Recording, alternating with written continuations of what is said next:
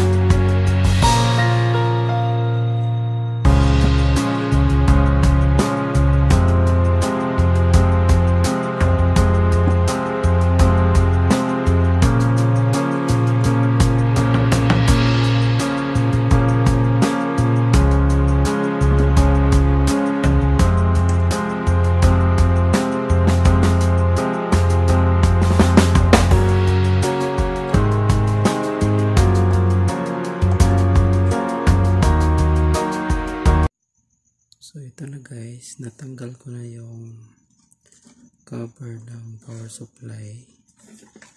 Ito, kikita nyo dyan. Ito yung parte sa loob ng power supply ng Dell na computer. Na visual check ko na wala naman siyang pyesa na sumasabog, indication na nasira. Ayan. So ito yung fuse. So ito yung itetest natin kung okay pa ba itong fuse na to. So try natin test kung effective ba siya. Gamit tayo ng analog na analog na tester. So set lang natin siya sa times 1 sa continuity. So kikita niyo dyan gumagalaw. So yan. So try natin i-test dito sa fuse. So yan. Hindi gumagalaw ang tester. Baliktarin natin. So yan. Wala pa rin. So ibig sabihin sira ang fuse. So palitan natin ng ibang fuse na same ampere. Kasi guys, may binili ang may-ari nito na bagong power supply, order sa online, pero iba yung design na nabili niya.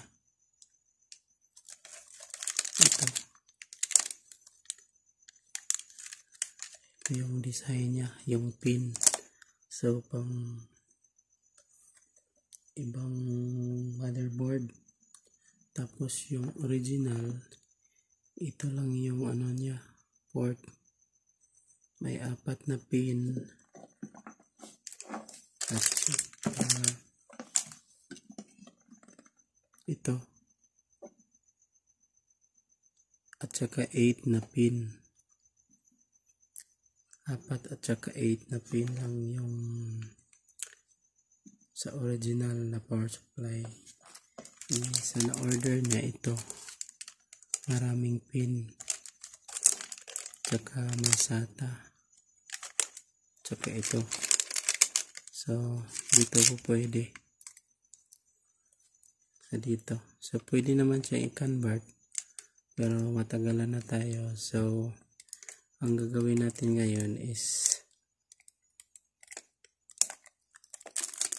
test naman natin yung isa na good pa naman. So, gagawin natin ngayon is tatanggalin natin yung fuse nito kasi wala akong fuse na available. So, tatanggalin natin ang fuse dito at saka palit natin dito sa original na power supply. So, manood lang kayo guys. So, ito na guys. Natanggal ko na yung fuse na busted. Pero, wala akong pangpalit. So, gagawin natin ngayon is mag-jumper lang muna tayo ng wire para matest natin kung working pa ba ang board na to. So gagawin natin ngayon is i-jumper natin dito sa part na tinanggalan natin ng fuse. So So dito natin i-jumper.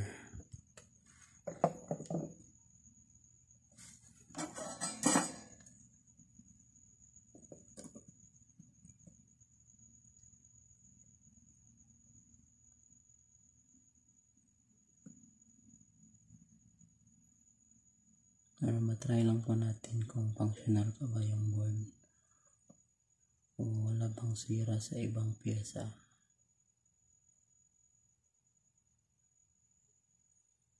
So kung matest natin ngayon guys na gumagana siya, so ibig sabihin fuse lang yung masira.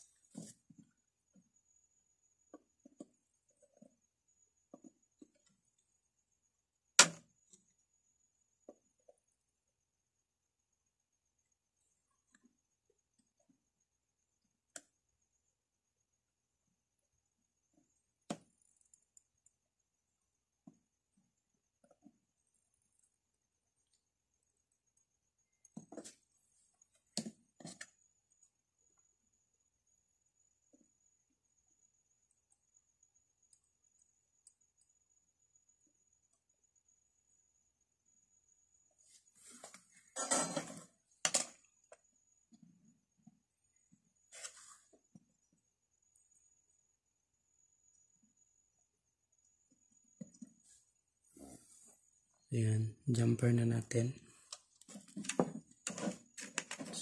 So, susubukan natin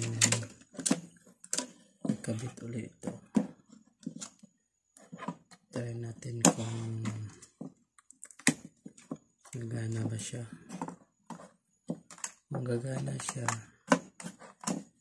ibili tayo ng fuse na same value. 5 amperes, 250 volts.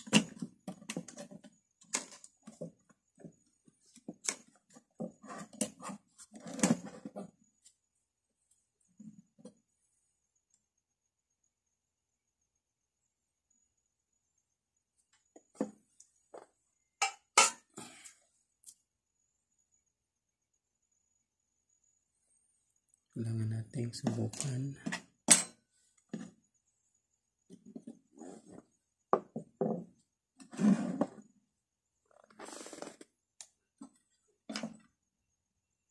So yan guys, try natin sa case niya ngayon. Hindi ko muna tinakpan yung power supply. So supplyan natin ng 220. So tingnan nyo itong fan guys, kung iikot ito pag power switch on ko.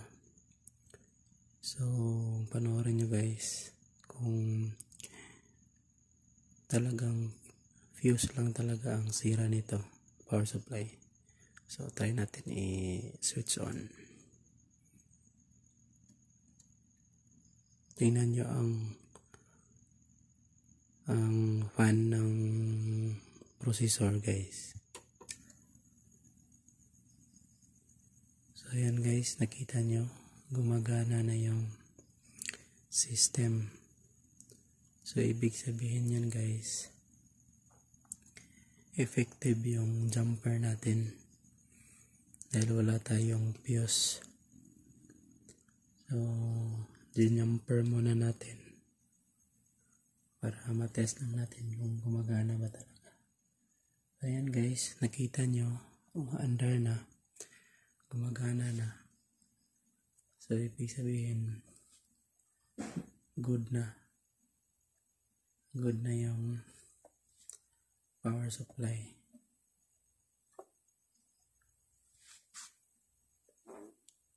So ang kulang natin dito is ano na lang,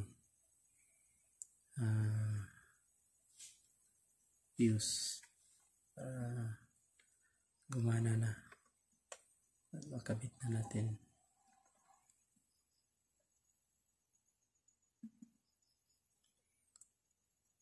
So yan guys, nakita nyo dito umiilaw na yung green indicator light sa power supply. Ibig sabihin good pa. So need lang natin palitan ng bagong fuse. So maghanap ako ng fuse ngayon, baka may ibang fuse na pwede nating ipalit dito. So what's and learn guys. So ito na guys, na kahanap na rin ako ng fuse. Ibang klase na fuse. So yan, square. Nilagyan ko na rin ng paa niya para umangat doon sa board dito. So makikita nyo dyan, dito natin siya ilalagay banda rito. So ikakabit natin dito ito.